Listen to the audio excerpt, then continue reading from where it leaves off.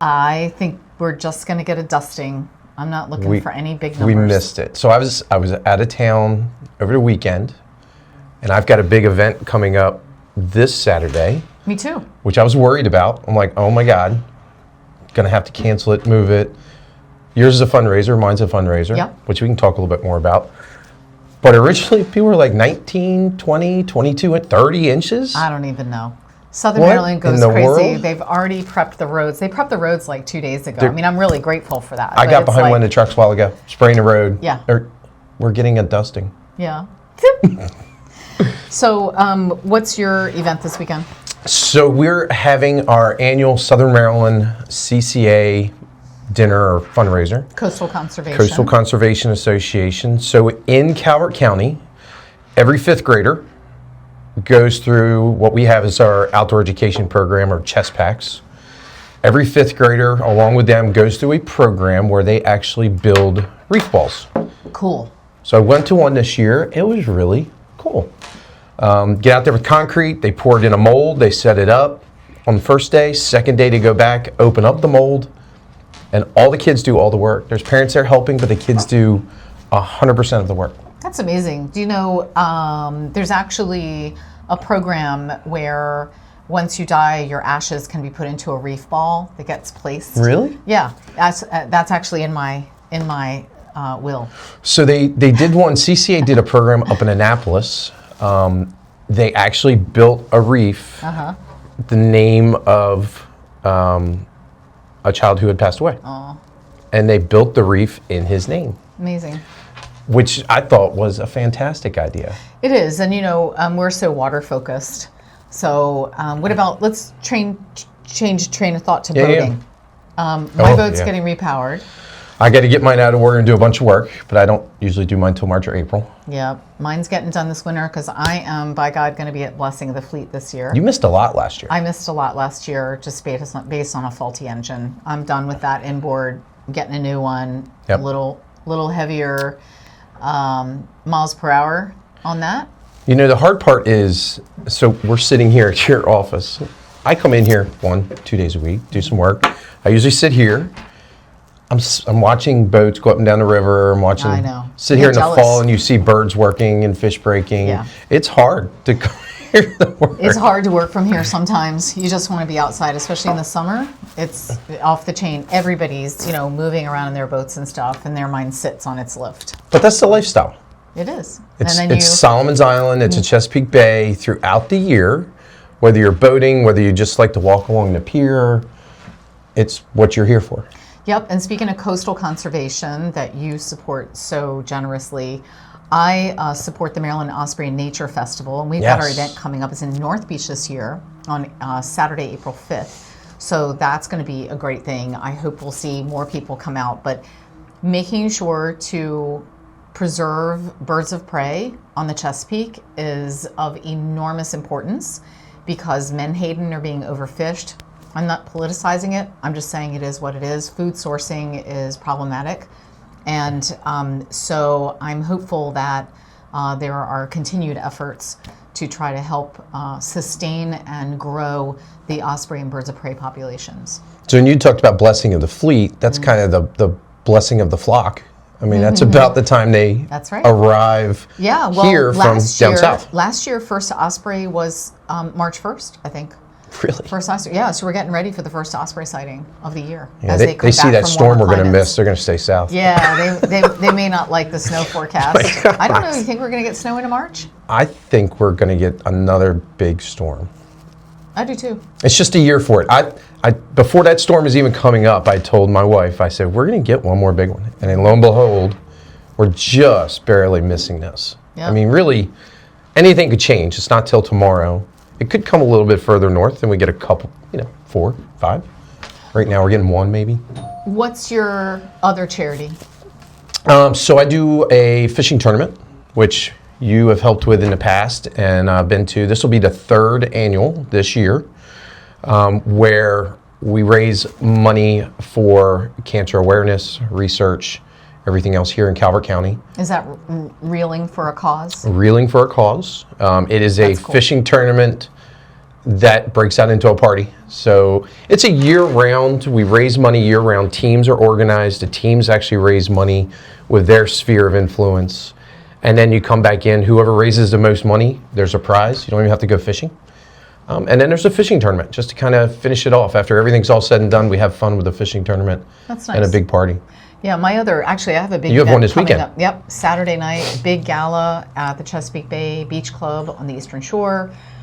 This is an annual event that I have supported since the death of my friend Carmen Principe, and her family are my dear friends. And so every year their intention is to ultimately build a rehab center, but this is for folks these are families who are affected by opioid addiction. Whether it's helping somebody get a job again after they're recovered, or helping the families who've lost someone due to opioid abuse. So it's a really important charity, and I'm very proud to be involved. But this Saturday is a big fundraising gala, the annual. So How many people attend that? probably about 250 to 300 people. Wow, that's awesome. Yeah, it's amazing. All over Maryland. And it's at the club right where you got married, out on the water? Yep. Beautiful spot. Really Beautiful. nice. Well, I'm glad the weather's going to hold for you.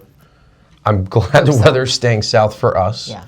Reorganizing is just, it's the kiss of death. I know. To do How's anything business? like that. Yeah. How's business?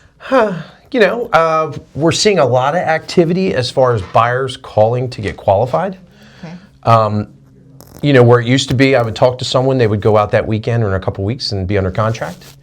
It's just not happening. It's 6 months to a year. And a lot of people circle back. You don't hear from them for months. Yeah. And then all of a sudden they come back and go, hey, we're gonna pick it up again, and we want to find a house. They're kind of busy saving money and also realizing that, hey, prices aren't coming down. Things aren't changing. So let me move on with my life. I mean, I have a board full of prospective listings right now that are mostly coming true in the next few months. But instead of just entering the market at any time and being ready faster, people are really, really slow to kind of get in the groove to make their final decision and sign on the dotted line and get their property on the market.